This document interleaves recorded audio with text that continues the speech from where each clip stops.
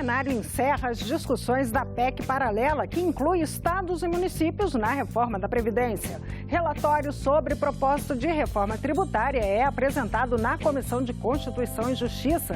Sabatina de Augusto Aras para o cargo de Procurador-Geral da República está marcada para a próxima quarta-feira. Destaques desta edição do Senado Notícias.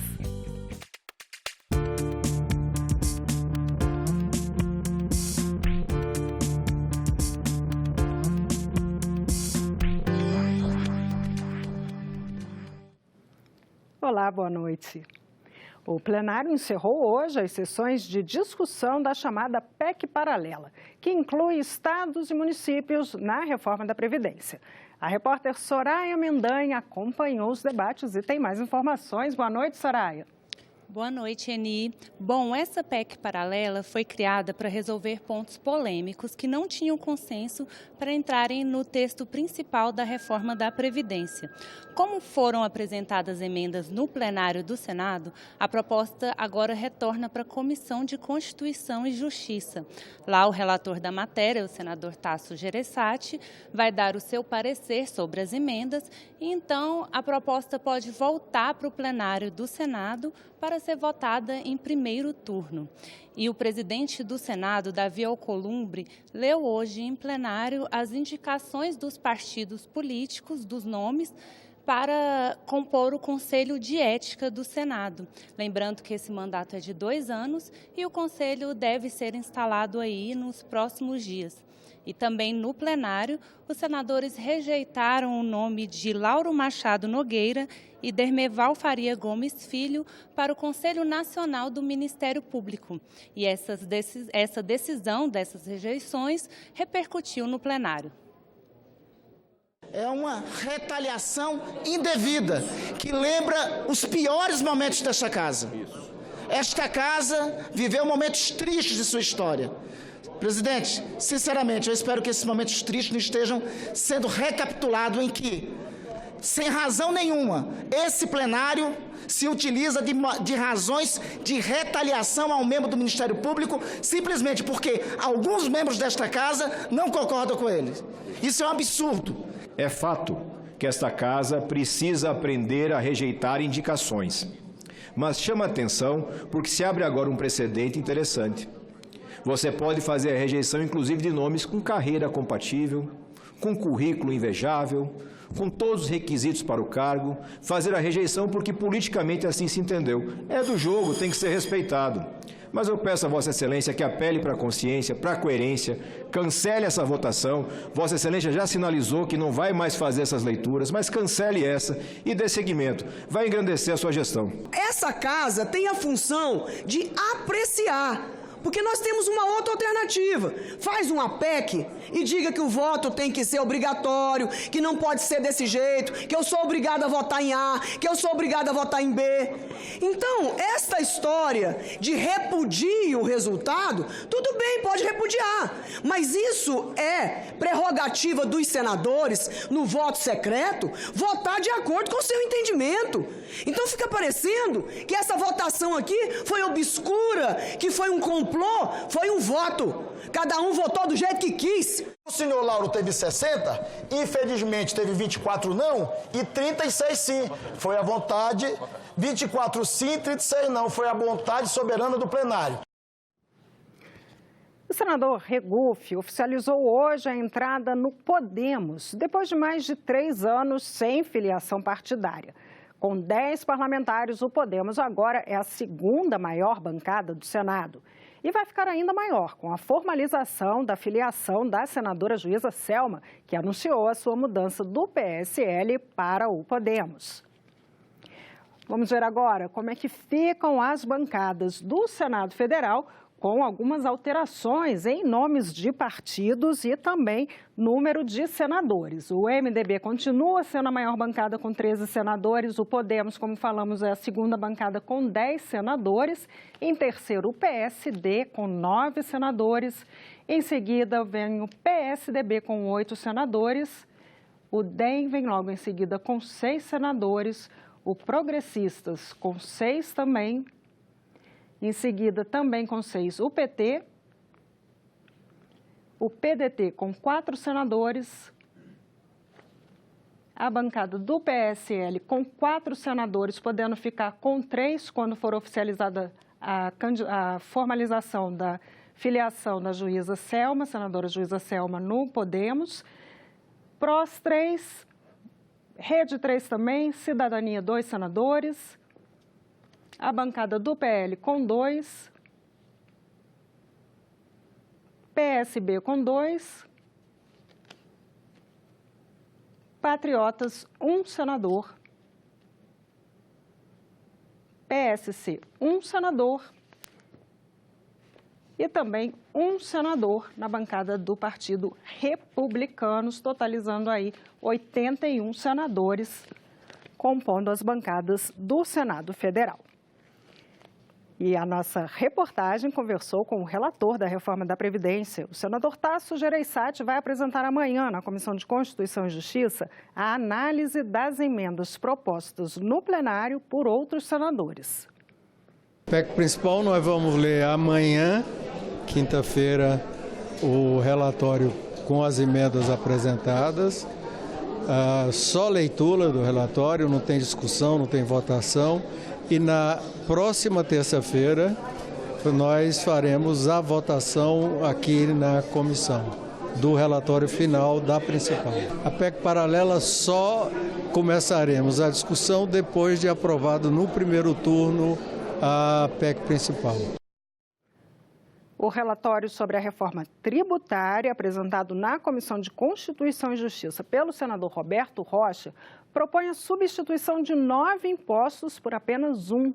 Os senadores têm 15 dias, a partir de agora, para apresentar emendas. O eixo principal da proposta apresentada pelo relator é a criação do IBS, Imposto sobre Bens e Serviços, que terá as características de um imposto sobre valor agregado. Ele vai substituir 9 tributos federais, estaduais e municipais, entre eles o ICMS, ISS, PIS, PASEP e COFINS. A intenção, segundo o relator, é reduzir a taxação sobre o consumo, que no Brasil chega a quase 50%, e aumentar a cobrança sobre a renda. O relator também dividiu o IBS em 2. O IBS, ele reúne, na nossa proposta, 9 impostos. Só que o governo federal deseja ter o seu próprio IBS.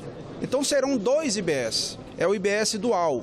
Um IBS para o governo federal e o IBS para os estados e municípios. A carga tributária permanece a mesma, mais ou menos 65% para um lado e 35% para o outro. De acordo com o texto, a substituição integral desses 9 impostos pelo IBS, Imposto sobre Bens e Serviços, será feita de forma gradual, em um prazo de 5 anos. Uma transição de 5 anos para que os estados, a União e os municípios não tenham perda de receita. E o sistema vai sendo substituído gradativamente. Não dá para fazer de uma vez, que é uma mudança muito radical.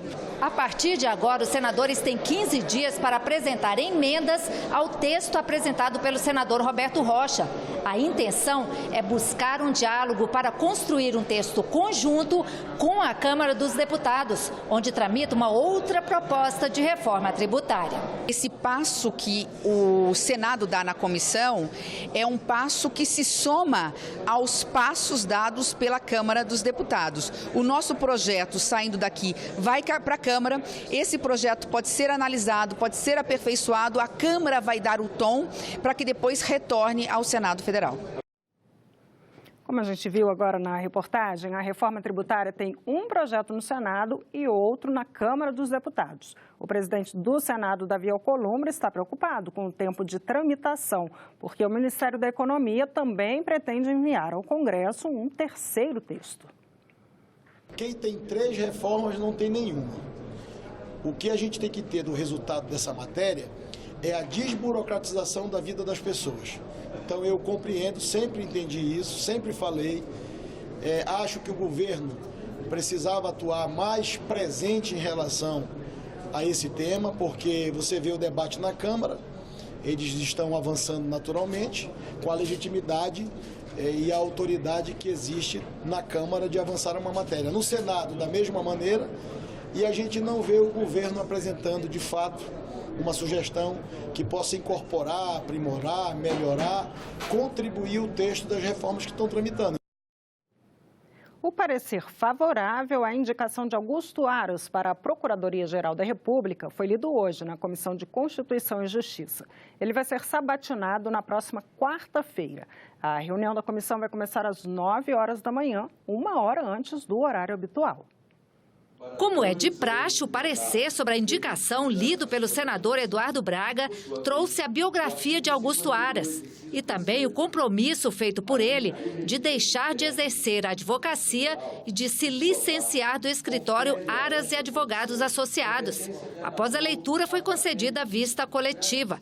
O senador Eduardo Braga disse que espera que a sabatina, marcada para a próxima quarta-feira, seja um momento para aprofundar o debate sobre temas importantes para a sociedade. Postura de independência, questões ideológicas, questões partidárias, posicionamento com relação à questão da Lava Jato e outros temas que estão sendo debatidos pela sociedade, pela imprensa e que nós abordaremos junto ao indicado doutor Augusto Aras. Enquanto o relator lia o parecer na CCJ, Augusto Aras continuava a peregrinação pelos gabinetes de senadores. Continuarei visitando os senhores senadores e senadoras, me apresentando, estando aberto ao diálogo e a responder a eventuais dúvidas acerca do que nós pensamos do Ministério Público, que nós queremos moderno, e nos submetendo à jurisdição do Senado Federal, que opera não somente neste momento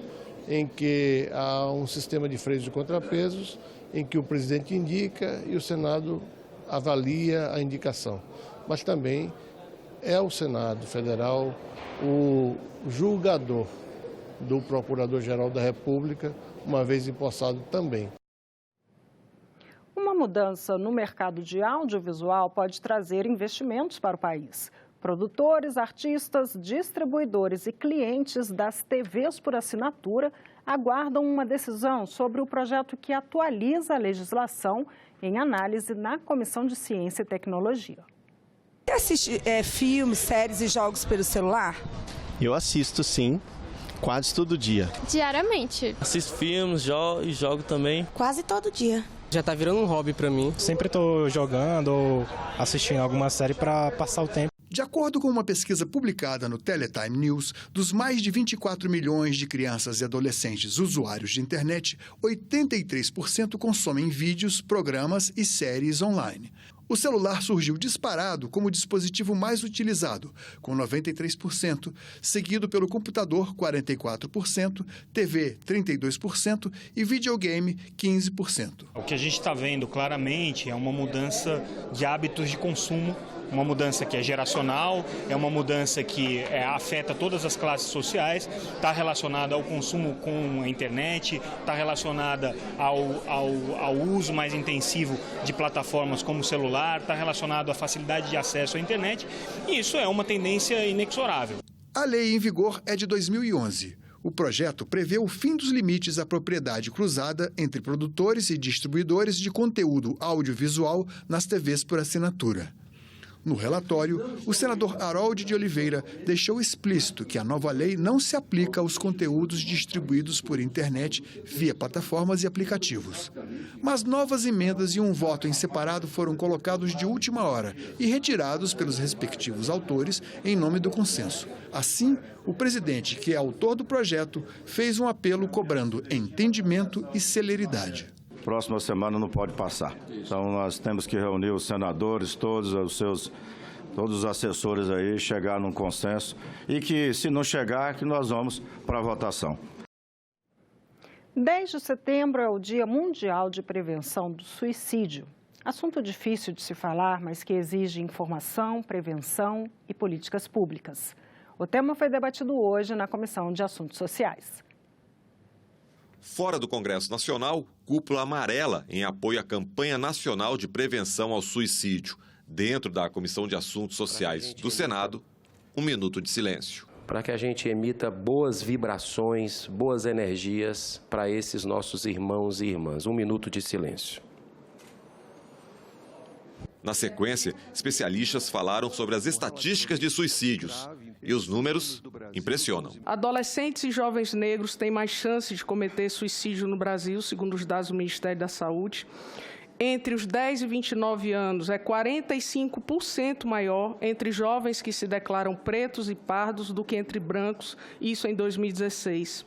Entre jovens e adolescentes negros do sexo masculino, a chance de suicídio é 50% maior neste grupo do que entre brancos da mesma faixa etária, o que aponta alguns dos elementos que vulnerabilizam a saúde mental, como preconceito, discriminação e racismo institucional. Esses são os números do Brasil: 12 mil suicídios, 1.000 suicídios por mês, 32 a cada dia, e isso é subnotificado. Nós matamos 65 mil brasileiros por ano, basicamente, e 12 mil são mortos por suicídio. Então, talvez o homicídio seja muito mais uma questão de saúde pública. Isso não implica que o suicídio também não deva ser. Se você somar acidentes, homicídio e mortes decorrentes de guerras, não gera o número de suicídios no mundo. Então, esse assunto não é um assunto menor. Os transtornos mentais, como a depressão, representam mais de 90% das causas de suicídios. O pedido aqui é de políticas públicas, orçamento, para garantir a informação e a prevenção. Dependendo do tamanho da cidade, teria que ter ambulatórios para tratar depressão, tratar psicose, transtorno bipolar, borderline, álcool e drogas. Então, não tem como a gente diminuir suicídio sem tratar transtorno mental. Quando nós começamos a tratar a AIDS como uma política pública brasileira, com recursos garantidos, recursos orçamentários garantidos. É isso que nós do Ministério Público entendemos que é necessário fazer com relação ao suicídio. A presença de um CAPS reduz em 14% os índices de suicídio. E o orçamento para criar um CAPS é de apenas R$200 mil. E o que fazer? O que dizer para quem precisa de ajuda? Não é fraqueza você pedir ajuda. Demonstrar a necessidade de suporte.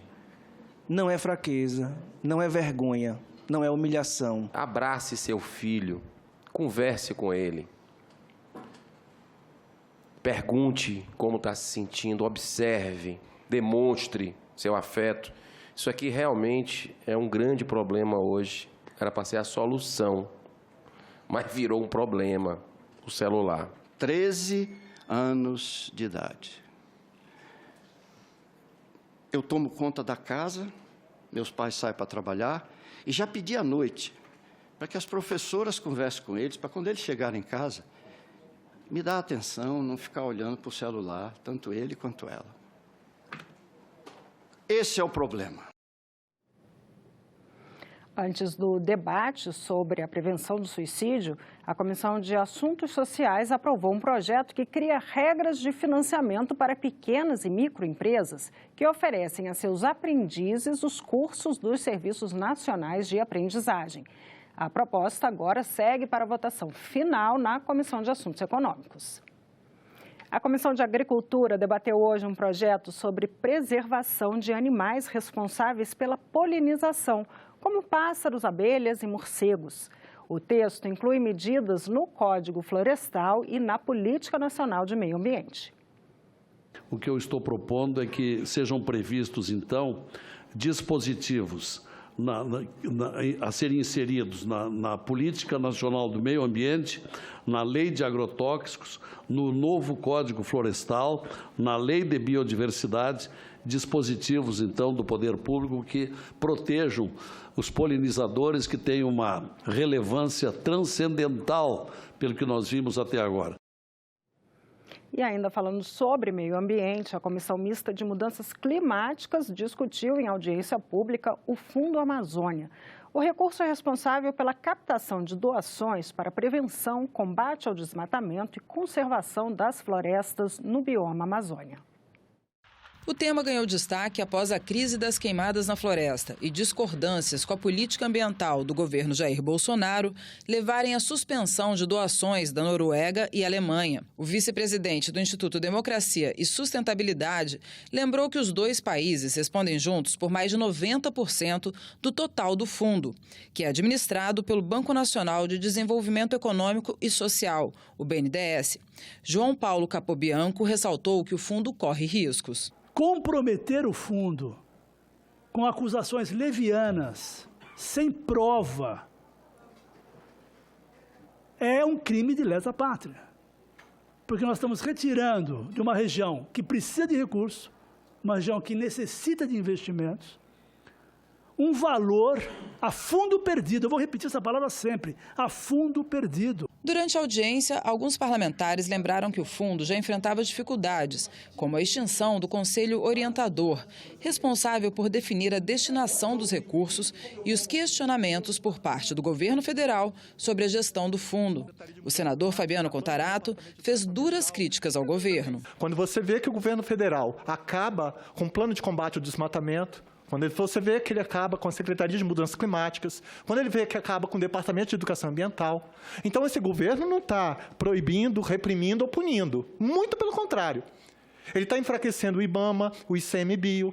O senador Zequinha Marinho ponderou que o funcionamento do fundo necessita de alterações. Eu, particularmente, não daria essa destinação a esse dinheiro, certo? Queria, através dos estados, buscar resultados. Porque se eu começar a distribuir dinheiro para o fulano, para o Beltrano, não sei o quê, não sei o quê, não sei o quê, eu sei que o IBAMA precisa para fazer isso, fazer aquilo. Meu amigo, paciência. Mas o senador Paulo Rocha ressaltou que o fundo não é só para combater queimadas e lembrou a importância da Amazônia. A política, os políticos, os governos, etc., ele tem que ver a Amazônia como uma solução do desenvolvimento do país e não um problema. Se pensar em todos os materiais que hoje a humanidade precisa, está lá na Amazônia. Começou hoje no Senado a exposição Tesouros do Tocantins, que apresenta artesanato feito com produtos nativos da região.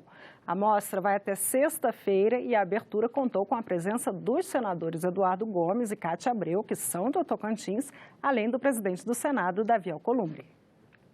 O capim dourado do jalapão, o coco do buriti e sementes de frutas silvestres são destaques nos artesanatos expostos na mostra Tesouros do Tocantins no Senado. Pequenos e microempresários do estado expõem os seus trabalhos até o final desta semana na casa. Para o presidente do Senado, Davi Alcolumbre, o encontro é importante para destacar a colaboração do Tocantins na cultura e economia do país. Vocês, artesãos, são responsáveis por essa festa. E a nossa parte, como cidadão e como homem público, é fazer a promoção dessa cultura e dessa arte. E eu não tenho dúvida que milhares de brasileiros e estrangeiros passarão aqui nos próximos dias e a partir do exemplo de Tocantins, de toda essa riqueza que está sendo apresentada nessa exposição, a gente vai poder difundir a cultura e a tradição, especialmente de vocês que constroem a história do estado do Tocantins e ajudam o Brasil. E nós ficamos por aqui. Você pode rever as reportagens desta edição na nossa página na internet, senado.leg.br/tv. Muito obrigada pela companhia. Continue sintonizado aqui na TV Senado.